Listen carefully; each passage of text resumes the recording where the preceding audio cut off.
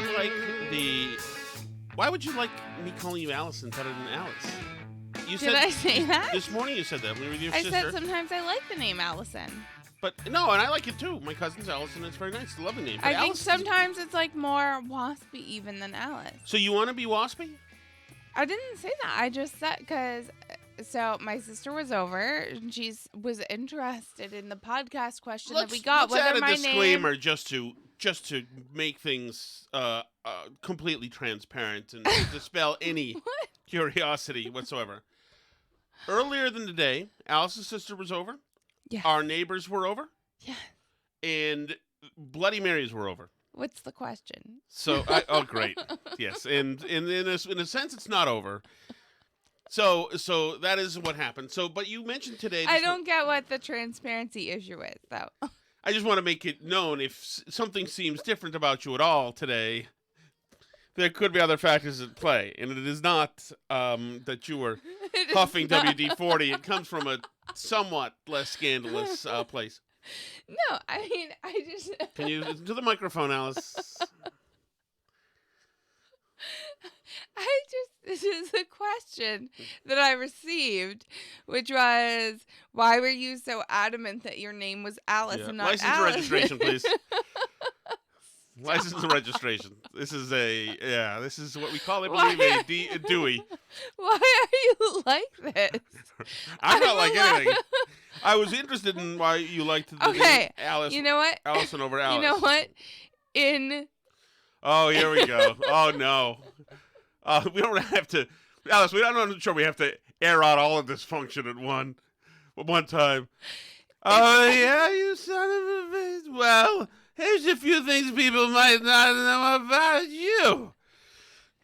That's not what happened. I'm just saying it's okay if you serve a Bloody Mary in the morning and I drink one. That's not like illegal or something. No, it's fine. Okay. I'm full for it. So why am I like in trouble with you?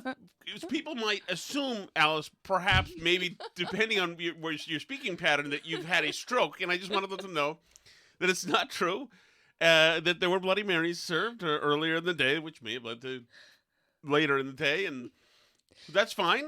Everything's fine. But I don't understand the judgment that I'm getting from your corner. You're not getting any judgment. I am getting a lot of judgment from your side of the Alice, room. I plied you with me. drinks today. I was not. I think almost every drink I gave you, and I gave our neighbors, and I gave myself. Although I did have this semi-nap thing.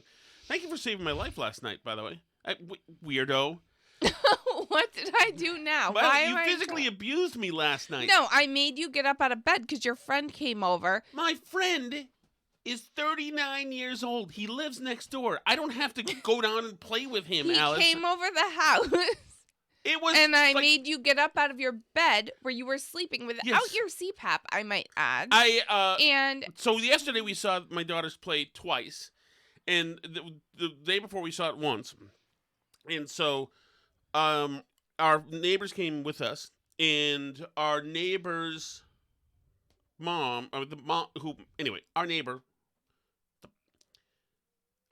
she and I enjoyed a refreshment during the play. It was the third time we had seen it, and I wanted to try the experience with a refreshment, and so we had a couple of refreshments beforehand. Really strong beers, which I wasn't expecting. We had 2 beers. I had 2 beers, and we may have supplemented during intermission down at the car, Alice, because we're very mature people, And so by the time we got back here... I don't know. For me, the thrill of seeing the musical theater experience was plenty for me, personally. That's very exciting, Alice. It was exciting. I understand, but I don't think you're quite following along. Okay, but it doesn't matter. So why do you like to be Alice sometimes and Allison sometimes? So anyway, last night... I like to be Alice. So anyway, I got home and had a beer and went to bed. You can use other terms for it. I didn't plug myself in. Some people say Irish goodbye. Right. And so Alice then forced me to get back up an hour later, like at midnight or 1 or 2, whatever. No, it was like 9 p.m. Right. Okay. And anyway, I was finished for the evening, Alice. It was a long day. It was still like 9 p.m. So I was made to, and she physically ripped me out of my bed. And I'm at least 200 pounds, I think. But she was like jerking me around. I mean, in a full body, but cleaned up. But anyway, and so I had to go downstairs catatonic. But that doesn't matter. So anyway, that elephant tailed into this morning, I think, in some kind of way. Same people involved. Yada yada, which is where Alice said that she wants to be Allison instead of Allison. I didn't say I want to be Allison. This became because somebody asked a question of the show, because you call me Allison sometimes. Right. So people asked what my name is. And my name is actually Alice. So I was asked by a relative who came to see the show if I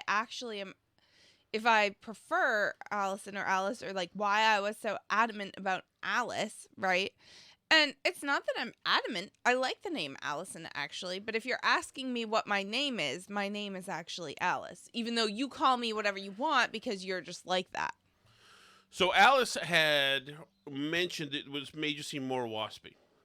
I thought the name Allison. I feel like it is. I feel like it's more waspy. And since overall. you've stolen my identity, you now get to be more waspy because you're now a Shattuck instead Well, of my mom is waspy. She is. Although, I mean, What do you mean, although? Well, I mean, Nolan? Is that the problem? Scotland, Ireland, Wales. That's a different conversation for a different time. Anglo-Saxon. What? Which brings me, you talk about Anglo-Saxons. Okay. That's why I want to come to this first topic of the day. Mm-hmm.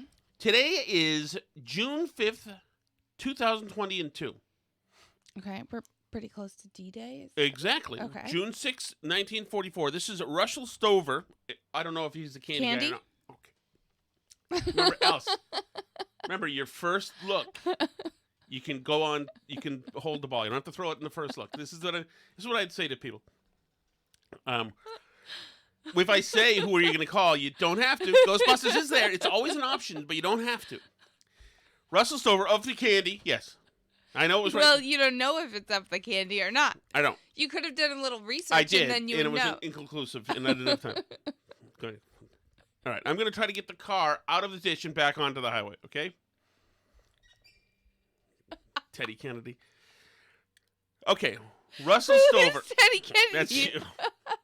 I'm Teddy Kennedy. You're Teddy Kennedy. I don't think I've driven Well, you're anyone Irish, off too. a bridge.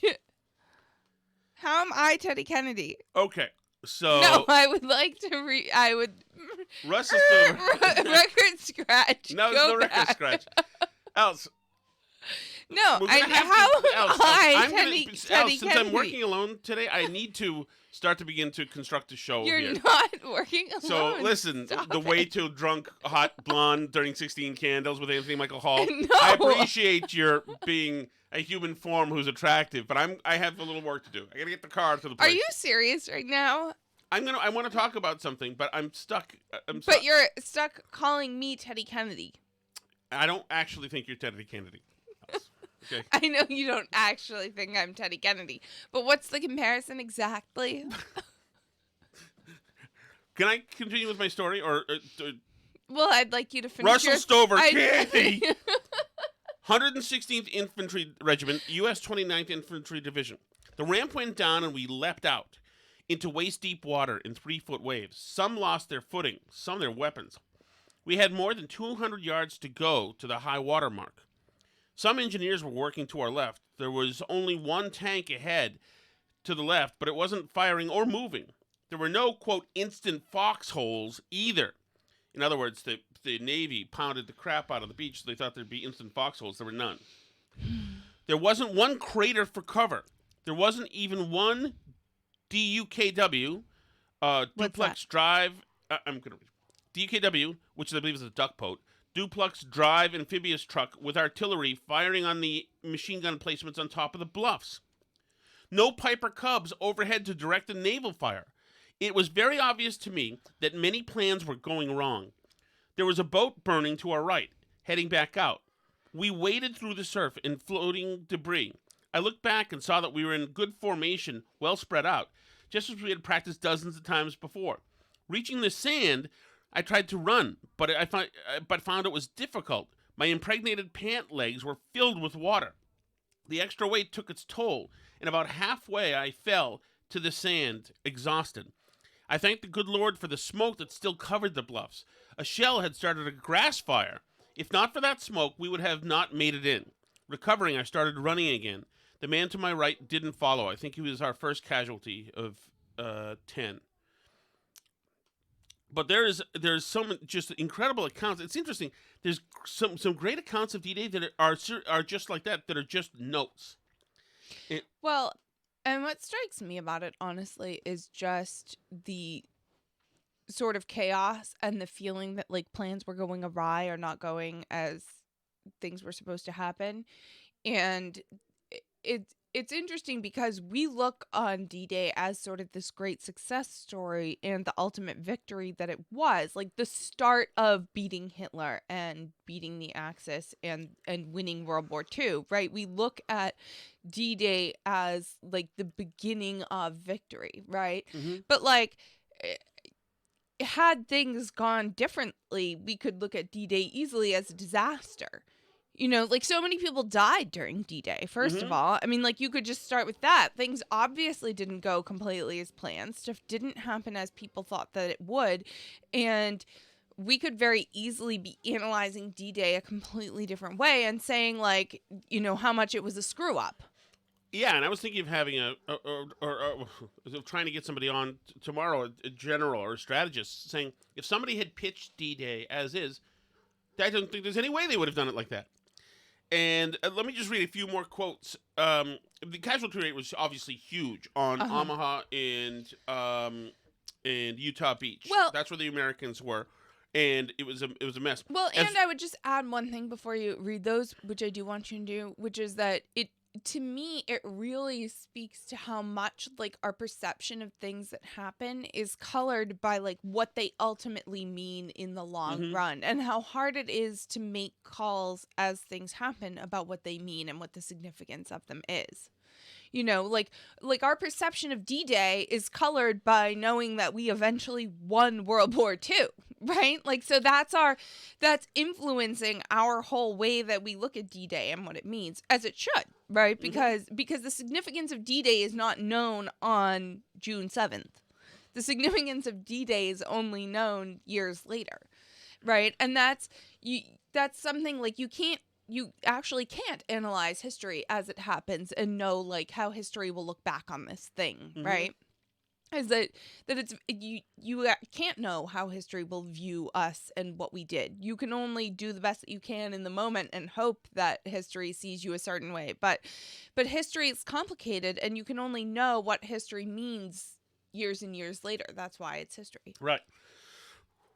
Undoubtedly, and I don't know if it was Iwo Jima or D-Day, but my grandparents used to have a Life magazine. It's probably still up there at the house. That kind of changed everything. You know, the boomers always talk about that the world started for them, JFK died, etc. But there was a Life magazine, full edition from war correspondents that showed dead American GIs who had died badly on the beaches. Oh wow! And to them, my grandmother, I remember her and my dad talking to them. It was just shocking. Because you didn't see young dead American boys in pictures anywhere. You know, obviously there was no. I mean, in the Civil War, I guess there were cameras, but the shock of it all. You know, especially since this was not in the homeland. You know, World War I had certainly happened, but it was to them just shocking to see kids who looked like all the other American kids who were just dead. As we got closer, this is Sergeant Richard Herklotz, U.S. 29th Division. As we got closer to the beach, you can smell the grass cut. I know. I was just thinking that you made me open the window and I can smell the cut grass. Yeah. Is that our neighbor, Dan? I don't know who's cutting. Although it is a bit late. It's 7:21. The etiquette usually says 7 p.m. Who shall I rat out? Shall we call the police? By the way, just so you guys know, do you even know, Alice? You were catnapping earlier, and why the judgment from that side of the room? By the way, there's Alice, a lot of judgment. I would never. Who am I to judge anybody on this topic, especially? No, but there was the neighbor's dog got through their fence and into our yard and chased a guinea fowl deep into the woods. And either there was a successful attack at one point. She is so funny. Our neighbor is so funny. I don't want to say her name because people will know her. She is so funny. She said, "I don't know if the dog it's a huge dog, and the guinea fowl ran instead of flying because they're geniuses.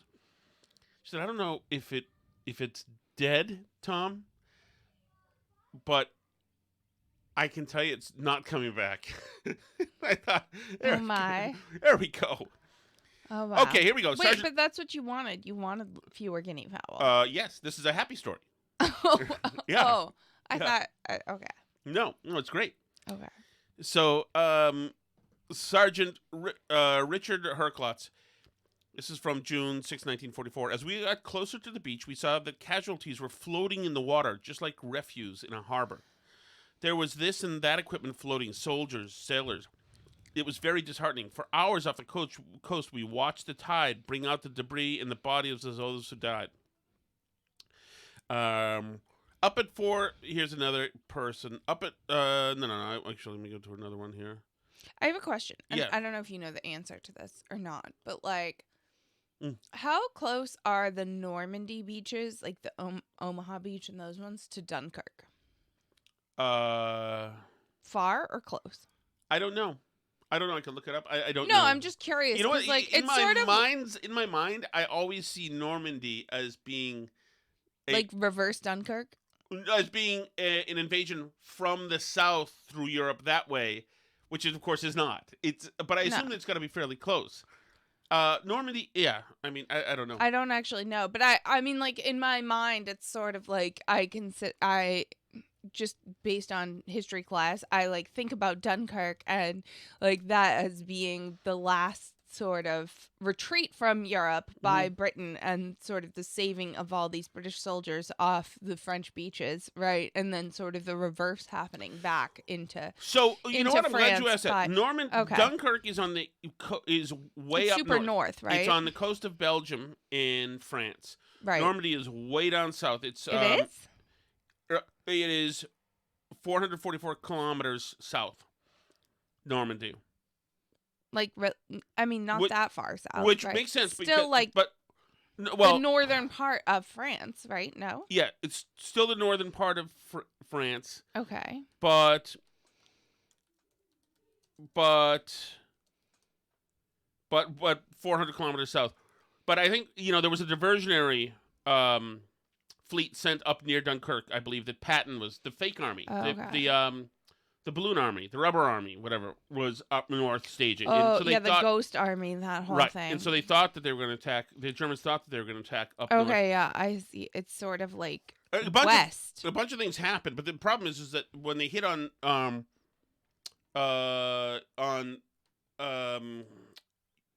is it Utah Beach? Omaha Beach. The Germans, that was a very experienced and top-notch crack infantry was waiting for them. Here's another guy's thing. Oh, okay, I see. Yeah, it is pretty far. It's like really like west. It's like the westernmost bit of France where all up the at Normandy 4:15 beaches are. a.m. Breakfast 4:45. It was quite unpleasantly rough, and I did not feel much like eating. Went onto the upper deck about 5 o'clock, just in time to see a destroyer blow up and sink within 5 minutes, a mile or two to port. I think through striking a mine, it was rather appalling. The ship just cracked in half, and the two ends folded together as if it were a pocket knife.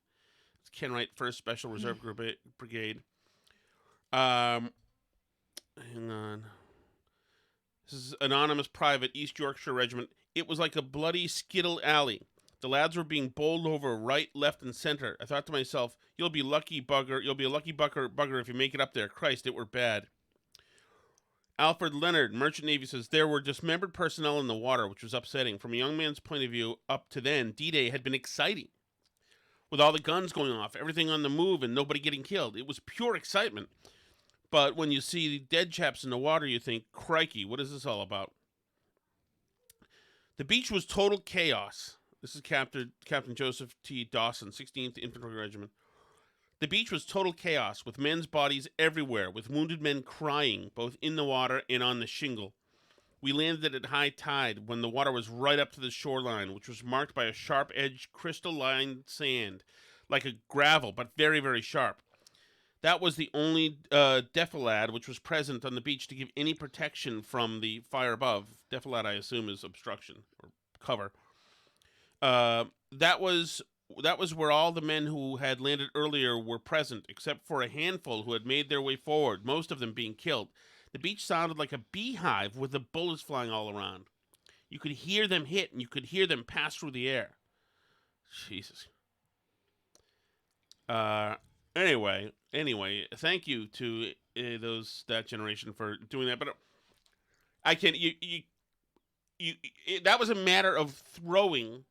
First of all, it's the biggest armada ever in naval history together, and pounding the German defenses with, it seems, little effect. Yeah, which is one of the things that sucks about war, and it's the great equalizer to current day war with the olden day war is its men being on the ground is the difference. right. I mean, I remember a classics teacher telling me, that at West Point they make them read the Iliad, which seems like so a couple things, Alice. I need your help with them. Okay. One, I don't know what a classics teacher is. I know Victor David Hansen is one, but I don't know what that means. Okay. Classics generally is like Greek, Latin, and associated literature. Okay. And the Iliad is a Homer thing, or a... Right. Homer has the Iliad and the Odyssey. The Iliad is the Trojan War with Achilles, and the Odyssey is Odysseus heading home. Okay. On his trip in his boat, meeting Cyclops, Circe, Scylla, and Charybdis. Oh, isn't that Heracles? No, Heracles is Hercules. Okay. But Odysseus is one of the people who is at Troy at the Trojan War during the Iliad. Ilium is the name of Troy. So the Iliad is the story of Troy. So your classics teacher was saying? My classics teacher said, and I don't know, not being at West Point myself, but this is what I was told, that at West Point they read the Iliad, which is a story of war, right? And it's interesting. A lot of people think of the siege of Troy as being about the Trojan horse, right? Which doesn't actually appear in the Iliad, because the Iliad ends with the funeral of Achilles. It ends before the Trojan horse. The story of the Trojan horse actually shows up in other texts that we have, but isn't actually in the Iliad. The Iliad ends before the Trojan horse, and the Odyssey picks up after the sack of Troy and the Trojan horse, right? So, okay, and this is the Trojans are supposedly departing, and they have a gift for the people. Troy's the city. The Trojans live in the city. Oh, okay. Troy's the city. Okay. So the Greeks, this is like beware of Greeks bearing gifts, right? Like this is the Greeks pretend they leave. They hide all their ships, and they've been at war for 10 years trying to sack this city. They've been on the beaches, right? They came to sack Troy because the king of Troy took Helen, his daughter. His son took Helen, who's the most beautiful woman in the world, from the king of Crete, from the Mycenaean kings, right? So Helen goes to Troy with Paris, and that's Brad Pitt. No, Brad Pitt's Achilles. Okay. Helen goes with Paris. Paris's older brother is Hector, who's like the big warrior of Troy. The king of Troy is Priam, and they have the city of Troy, which the Greeks come to then sack to take back Helen, right? So they're in charge. The greatest warrior of the Greeks is Achilles, who's this big warrior. That's Brad Pitt in the Troy movie, right? So this is the story of the Iliad, right? And the Iliad, Achilles is mad at this king who's in charge of the expedition because he takes a slave girl from Achilles that Achilles had as the spoils of war that king wanted. So he takes her from Achilles, and they're in a fight about it. So then there's a whole fight. Achilles refuses to fight, and things go against the Greeks because Achilles, who's the greatest warrior, refuses to be involved anymore, and he takes all his people, and they just sit on the sidelines and don't do anything. Now, then his buddy, who's his best friend, goes and gets involved in the fighting, wearing his armor and pretending to be him, and things like go back their way because his best friend goes and his lover, really, probably because they're Greeks, Jesus, Alice. That's how the ancient Greeks were, though. Is like they weren't really, I don't know. That's how it is. So his friend goes and gets back involved and becomes involved, wearing his armor, pretending to be him. And Hector, who's the great warrior of the Trojans, kills him. Mm-hmm. And now Achilles gets really pissed off. Mm-hmm. So he gets back involved in the fighting. He kills Hector. He humiliates him. He drags his body behind his chariot. He's like terrible and just awful in general. Mm-hmm. And, eventually obviously the story of Achilles is that he gets killed by his ankle, right? The Achilles heel, because his mother dipped him in the river Styx except for his ankle, right? But Achilles drags him around to people to see by his ankles. Oh, really? I thought he did something to his man parts.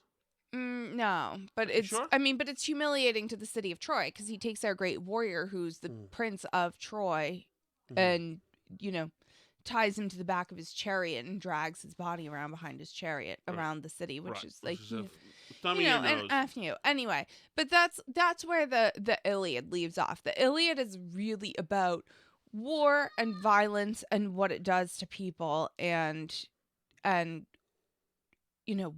what people are like in war, right? That's what the Iliad's about. The Iliad is about battle and destruction and killing other people. So why So they read it in West Point. Okay. So what my classics teacher was saying to our class was that at West Point they read the Iliad because even though okay, well I told you to plug it in. So if you plug it in, it won't run out of batteries. So James, can you plug in the phone? James.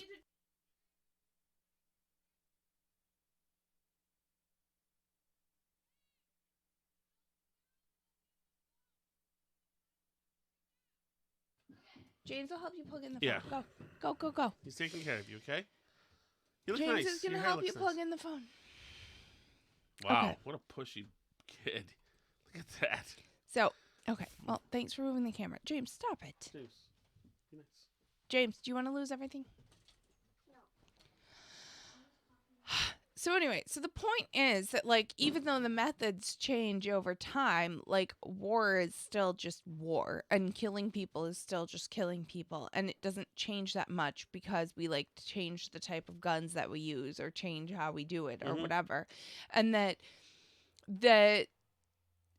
something that's 3,000 years old can still be relevant into understanding the human mind, and especially the human mind at war and how it affects people, right? And what war is like, right?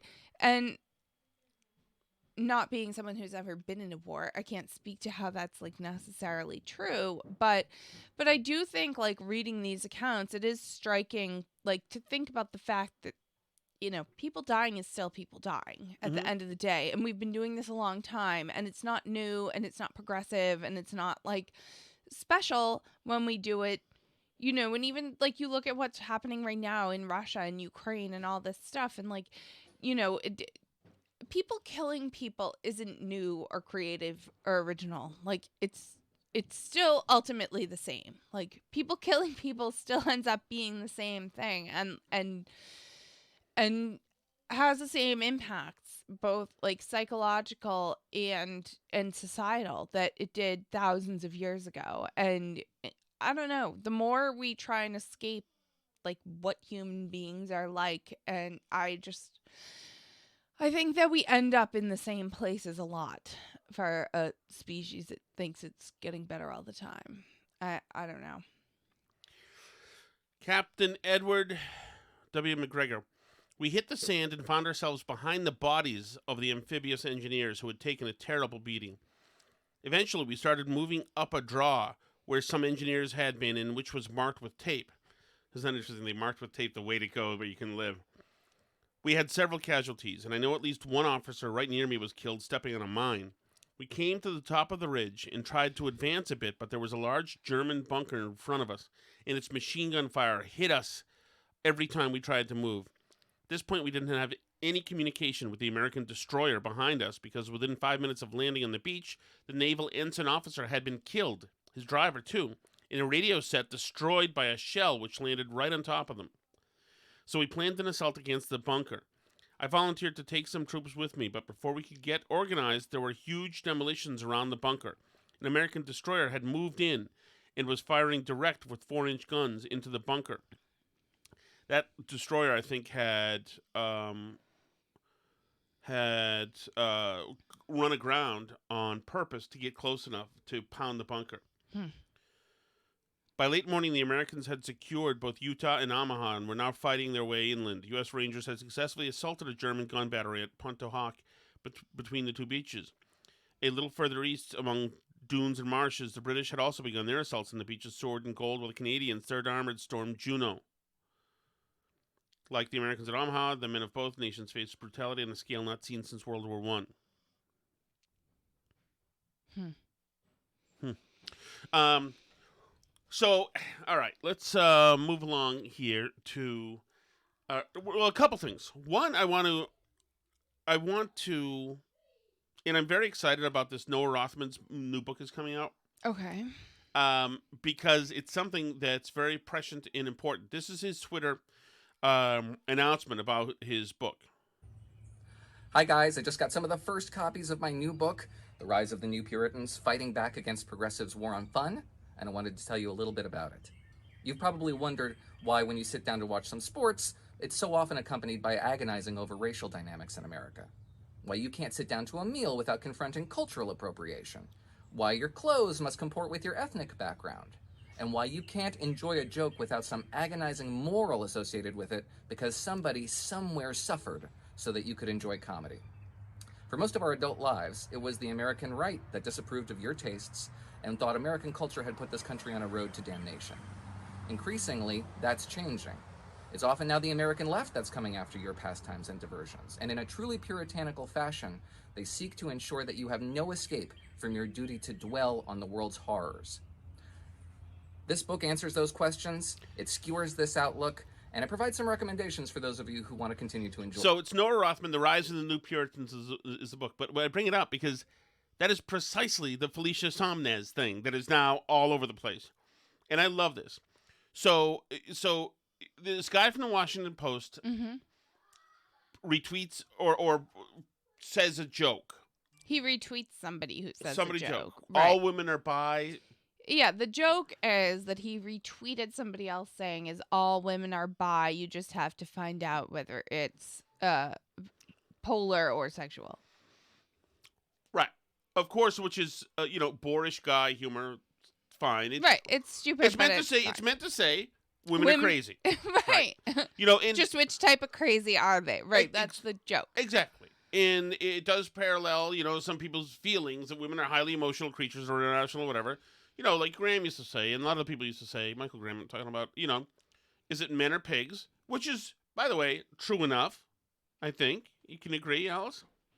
I mean, sure, yeah. He used to say men are pigs and women are crazy. And, whatever. It's a broad stroke, encapsulation of some crude cliche. Whatever it is. It doesn't matter.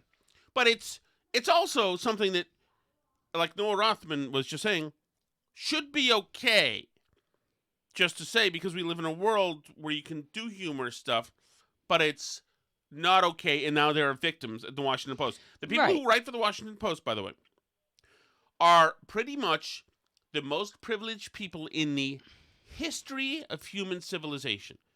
But go ahead. Right. So the Washington Post, anybody who works at the Washington Post, you're already in the top 1% of 1% of humankind, right? So, but anyway, Dave Weigel, who works at the Washington Post, retweeted this tweet. Every girl is bi, you just have to figure out if it's polar or sexual. And Felicia Somnez, right, who's a reporter at the Post. Dave Weigel's a well-known reporter at the Post. And so is Felicia Somnez. Oh, yes, but I'm not sure. I don't know. I assume he's a liberal, or is he a conservative? I don't even know. He's a liberal. Okay, yeah, right. They're both good. They're both liberals. And it looks like her name is Sonmez, which I was Sonmez, right? And last thing I remember her talking about was that when Kobe Bryant died, that hey, by the way, he was a rapist, and then she was mad. Right. She's much like Taylor Lorenz, loves to launch attacks on Twitter, but if ever she's attacked, then there is pure misogyny and hatred happening. So she retweeted Dave Weigel, retweeting the tweet, which he subsequently unretweeted because he was in trouble at work and apologized for retweeting. She retweeted it and said, "Fantastic to work at a news outlet where retweets like this are allowed."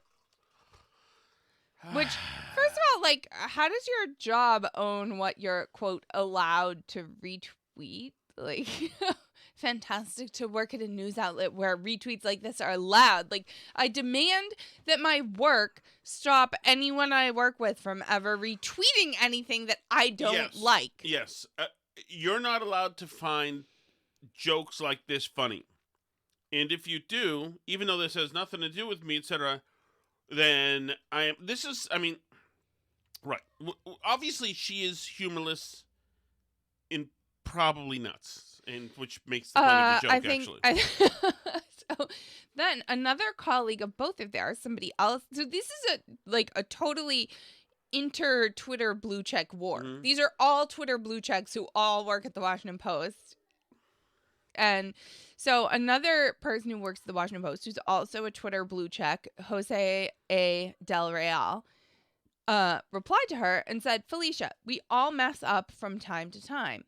Engaging in repeated and targeted public harassment of a colleague is neither a good look nor is it particularly effective." Okay, so I'm going to assume that his thing that he said to Felicia is considered rape or something like that. It turns the language of inclusivity into clout chasing and bullying. I don't think this is appropriate. Ooh. She did not like this. Oh, hit with a woke bomb. Oh. And then he goes on, "Fighting sexism and misogyny matters deeply to me. I will always admire your bravery in sharing your story, and I support your fight against retribution for doing so. Entirely separately, I hope you reconsider the cruelty you regularly unleash against colleagues." Oh. God, this is a tough one for me. I don't know. I mean, I am on this person's woke team so far. And she did say that, the same goes for racism, anti-LGBTQ discrimination, and denigration of any marginalized group. And he said, "I reject your attempt to make a specific critique of your regular public bullying into a sweeping opera about principles. As I said, Weigel's retweet was offensive and should be called out. It was strongly condemned internally, so I'm confused about your implication otherwise." And then, so she obviously screenshotted all this and then tweeted it all in a thread where she said, "When women stand up for themselves, some people respond with even more vitriol. Last night, a Post colleague publicly attacked me for calling out another colleague's sexist tweet. He first hid any replies objecting to his attacks and now seems to have deleted his account. Objecting to sexism is not clout chasing. It's not harassment. And it's certainly not cruelty. Does the Washington Post agree?" She says, tagging in her bosses. Can you imagine this kind of drama at work? "Here's a personal thread I wrote last night about why speaking out matters to me and other women." They have only themselves to blame for this. Obviously, in a world where we have symmetry and things are validated and we have conclusions that, we have debits and credits and things offset each other so we can come to an equilibrium, obviously you would say, "Felicia, is it Sanmez or Samnez?" And she would say, "It's Sanmez." And in the real world, you would say, "Okay, Felicia Sanmez, you're fired. There's somebody here from security who's going to watch you put your stuff into this box here, but only your stuff, not that stapler, because we know that belongs to the office manager, and that's not yours. And now you need to leave the building, and you can't come back in the building because you're a destructive force, and you must go forever. Felicia Sanmez." That's what would happen in the real world. Should happen.